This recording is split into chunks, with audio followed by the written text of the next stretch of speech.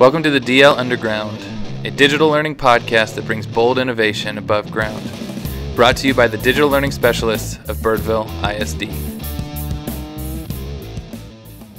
In this episode, the team talks about tools that you can use to build your PLN.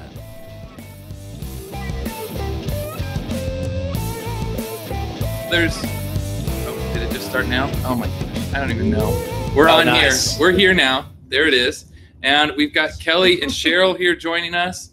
You know Michael and Owen, and I'm Taylor, and we're here to talk about, continue this month-long, week-long, whatever it is, talk on you, the teacher, as a learner. And so today we wanted to talk about some practical ideas. Last time we talked about building your PLN, what that was, why it's valuable, and now we want to talk about the how. How do you do that? How do you make it yours? How is the easiest way to get connected?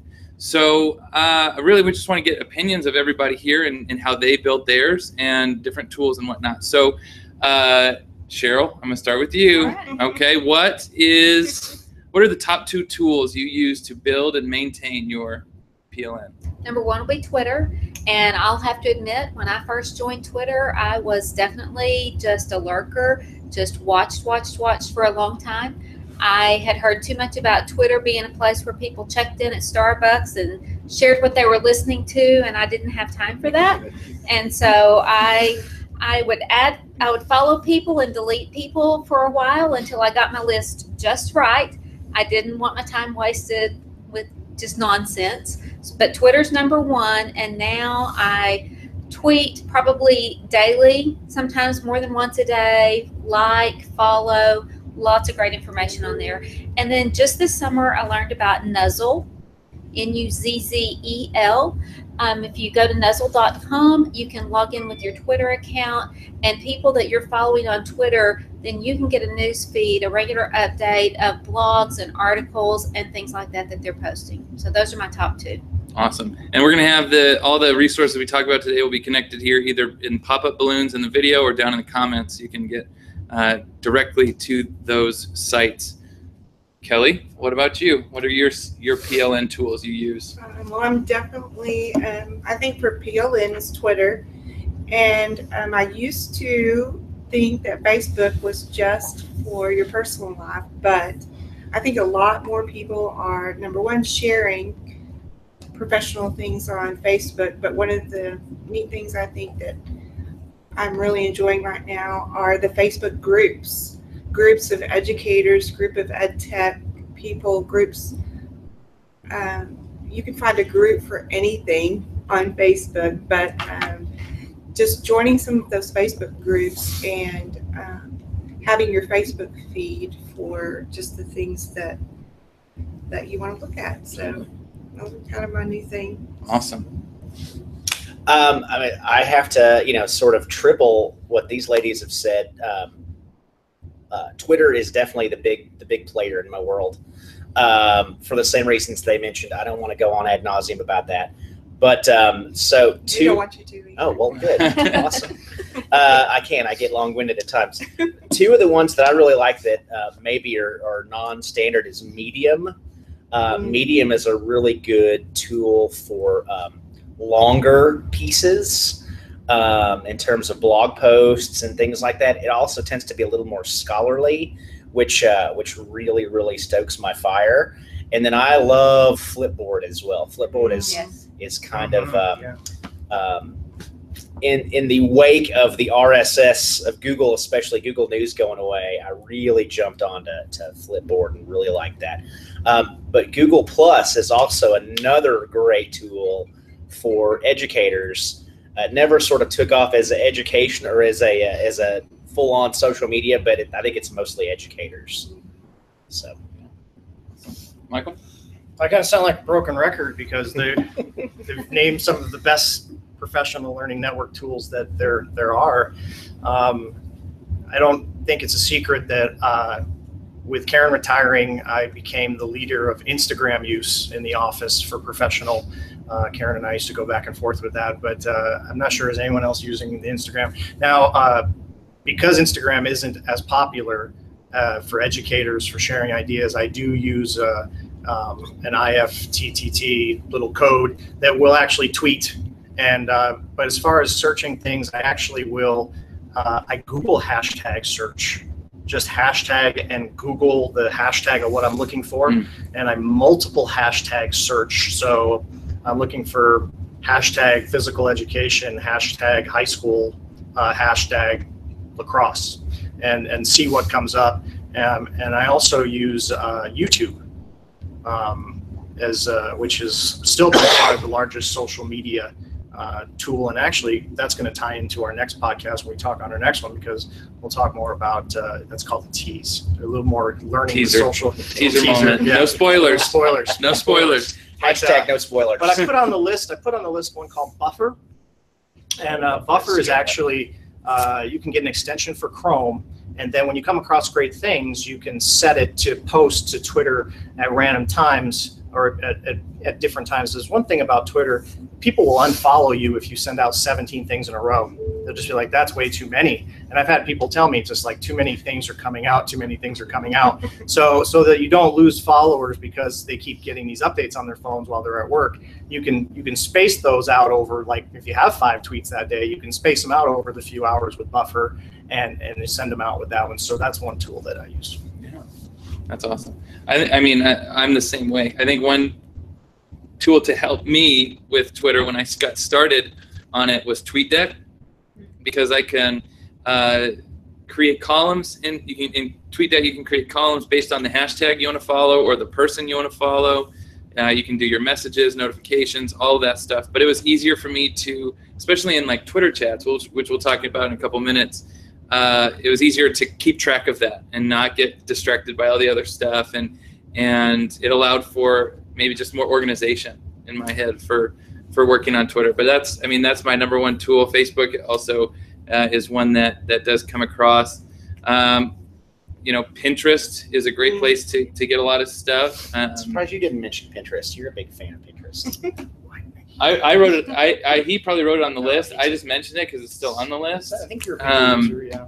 My wife uses Pinterest way more than I do, but I've heard it's really valuable. Yeah, It is I just very use it valuable. for kung fu and ideas for housework. I found a way to make a portage cart for a kayak out of PVC on Pinterest. On Pinterest. I mean, how much more manly can you get? There you go. That's right. That's right. So we've got these.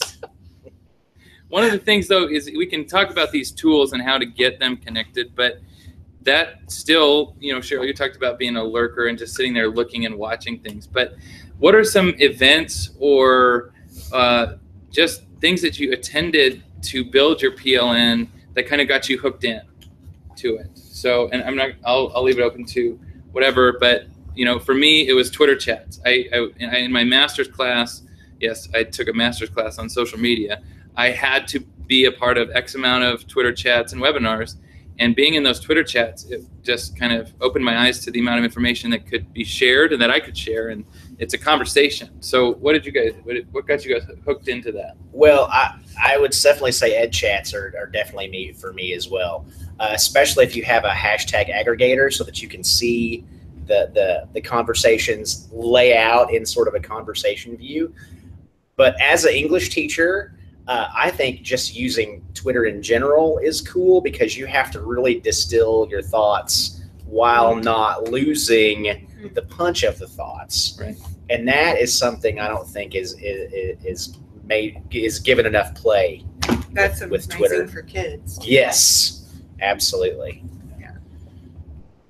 I love the idea of chats, but I'm going to say, just like when I first started using Twitter, I was like, I don't know about that chat thing. I'm just not sure. I mean, you just until you do it, you don't know. Right. You can get in there, and I would say if you've never done a chat before, watch a chat, and then when you're comfortable, just chime in. And what I remember the advice that I was given early on is don't try to keep up with every part of the conversation at one time, because depending on how many people are in the chat, you can't keep up. You're on question 1 still, and they've moved on to question 3, so it's sometimes kind of a challenge. So watch a chat and then try a chat out, and you don't have to answer every question. Just when you have something to share, chime in. But using the hashtag is huge in the chats. And like you mentioned, TweetDeck is one of my tabs that opens every morning, and I have all my blended channels and Raise Your Hand Texas channel and this channel and that channel all lined up across there. So I have those feeds that I watch all day, every day. There's a good hashtag you could follow. I always do that. It's Jimmy Fallony. But there's a good hashtag to follow if you are looking to grow your PLN, and it's actually hashtag grow PLN. Yes, hashtag. I'll be your Justin Timberlake. Hashtag grow PLN. And it's Mark something. I forget his name, but he's someone I follow. And what's cool is he will group his tweets in terms of content areas. So he'll say, hey guys, follow these English teachers, or hey, follow these math teachers. And so you can really drill down to connecting with people across the world that teach the same thing you teach. So that's a really good one to follow. The thing I found valuable too with since we're on Twitter chats was being able to, I started noticing people were releasing storyfies of the chat. And so dug into that, but being able to really curate the information from the chat that you want. You set up a storify to look at the hashtag and X amount of tweets that have happened, and then you can go back through and review, not trying to keep up in the mix of it, and then just drag in the stuff that you found valuable, or that you found that you connected to or wanted to look at later, and then you have it there in a nice document. That makes me think of another thing you can do, which this has been great for me, is I set up an if this then that. So anything I tweet goes into a Google spreadsheet for me, so that my links are already there. And then I also have one set up so things that I like goes into a spreadsheet. Everything's there, so I don't have to go back to all of my tweets and all of my likes.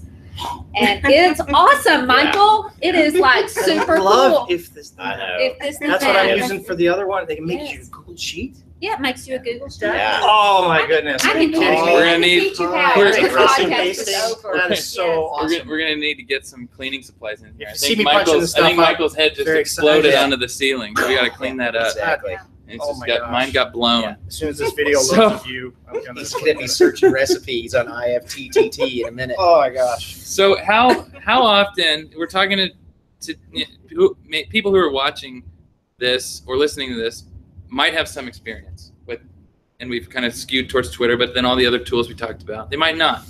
So for a beginner, someone who has not really ever been connected before, how often would you suggest they connect to start to build that practice of it? Because if we, I think if you see in the background, it's kind of blurry, but there's TweetDeck right there. It just kind of floats on the screen for some of us. But I mean, what's a good amount of times per week to be on Twitter or on any of those sites, Facebook and that sort of thing, looking for content specific learning, teaching information? What do you think? What's healthy, or what you should do? As a beginner, Or what do we do? I think As a you beginner. got to start somewhere. Right. And if you can just, I don't know, maybe take 5 minutes every day and just, follow the right people first of all, so that your feed's not getting littered with this junk that is meaningless. If you're following the right people and you spend 5 minutes on Twitter, you are likely to find some little nugget, whether it's motivational or an idea or just, something thought-provoking that just kind of motivates you to do something different or try something different, or maybe read a little bit more. I mean, start somewhere. I agree with that. I think I'm waiting to see my ugly mug here. We just yes. I tweeted this. You'll see him making faces.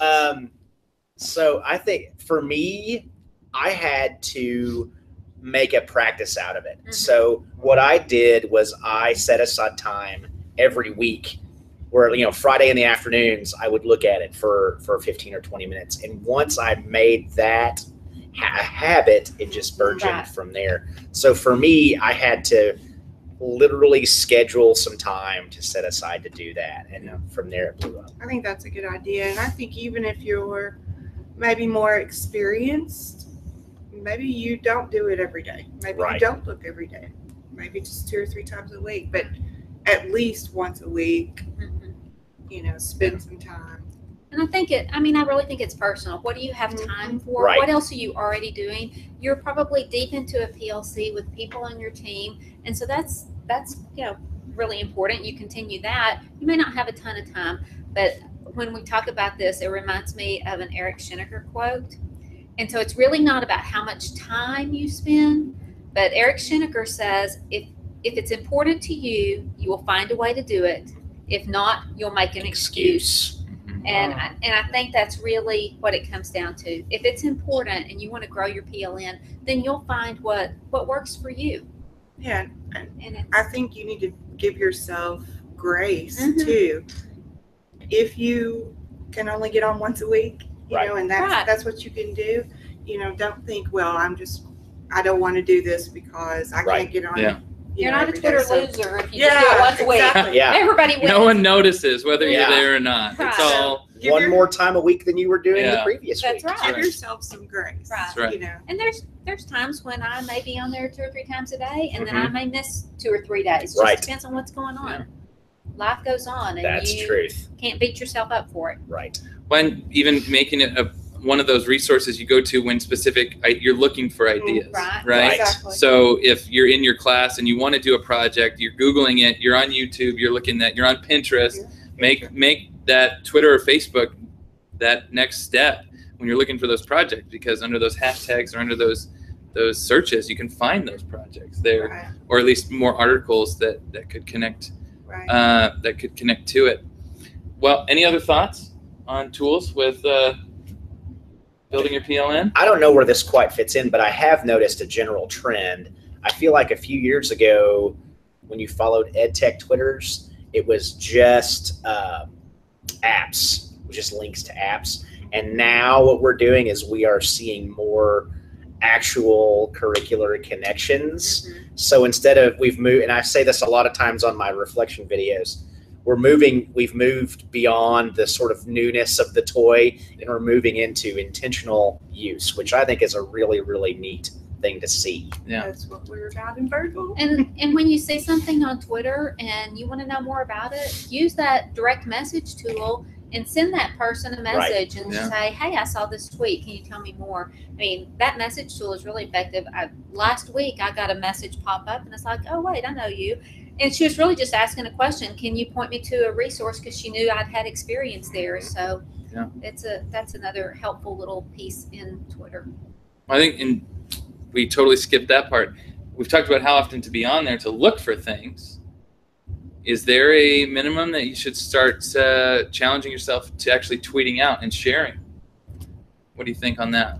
I feel that. I think that if you want to grow professionally, that sharing step is big, because you're putting yourself out there as far as saying you've probably seen enough things shared by other people to say, hey, I got some pretty good ideas I could share as well. And it's really, I've noticed that when people make that step to posting and sharing their ideas, their confidence has lifted, Yeah. right? Because they're like, hey, I'm doing a really good job with some things, and this person in Michigan is doing the same subject I am, and she was willing to put this out here. Maybe they'd like to see my poetry research stuff, and then boom, they put it up there and they get a few likes, and their confidence goes up, and I think that can almost become addicting for some people once you start posting. So I think that for a newbie, after they've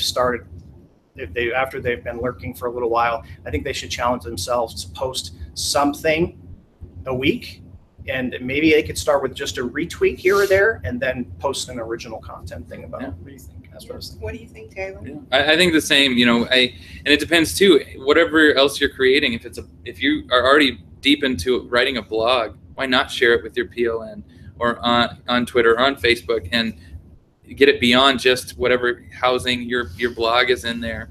I had a teacher that I worked with, and my goal for the faculty was try one thing to innovate your teaching this year. And she came back and she said, my one thing is I'm going to tweet twice a week. I'm going to stop pulling things off, and I'm going to start putting things out there twice a week. And she was, I think she was one of the older teachers. She was one of the teachers that was more hesitant to integrate the technology that we were doing, but she was kind of the front runner when it came to social media. She found the value in it just by trying it out, and she didn't let herself give up on it. So yeah, it's just like the goal of being on there for X amount of times or minutes a week, being able to tweet and retweet, like Michael said, once or twice a week, and just get used to that whole idea of joining the conversation and being a part of that conversation. And let people know that you're there. By word of mouth or by email or posting it to your website or adding it to your signature and email. Yeah. Let people know you're there, because people are really interested in what you're doing and want to celebrate with you the great things you have going on. Totally. So don't be afraid to say, hey, I'm here, and at least all of us will come follow you. Yeah, that's right. That's right. And then Build that we'll brand. each tell two Build that friends, brand. and they'll tell two friends. Right. So Yeah. there you go. That's a great tip. Couple things too. I think the move from consumer of content to creator of content Absolutely. is super, super powerful. It changes your intentionality. But I also, and something that you kind of said, triggered this thought about my personal blogging, because maybe you tweet something and no one likes it, or no one even reads it if it's a blog post. And I used to get really, really upset about that. And then this summer, I went to a session, and the guy said, say what you're going to say, blog for your own growth. Right. And if no one sees it, then no one sees it. Yeah. And that kind of changed the way I thought. And that's so powerful. And we all know that as educators, you learn so much by reflecting on what you've done. Mm-hmm. And so just whether it's a 140 character reflection in Twitter or a longer reflection on a blog or something, it's so valuable. Yeah. And you benefit from it whether anyone else sees it or not. So Totally. yeah, thanks for sharing that. Yeah. Yeah. That's good. Yeah. All right. Last thing, number one hashtag you follow right now, the one you connect to, your go-to one when in the morning or when it pops right up. Hashtag Birdville Birdville learns. There it is. Nice. Hashtag- Correct answer. I should've seen Hashtag that one Birdville coming. blended. Hashtag Birdville blended. Those are That's the a good top, one. yeah. Those are the top ones. Hashtag EdTech. EdTech. EdTech. Hashtag Google one? ELA relentless. There you That's go. a really good There one you too. go. That's for you. So start Anne-Marie. there. Start with those, and then you can see what else we tag in those hashtags and go Excellent. beyond that. Perfect. Thank you guys. Thank you. Great time. We'll see y'all next time when we'll continue building you all as learners.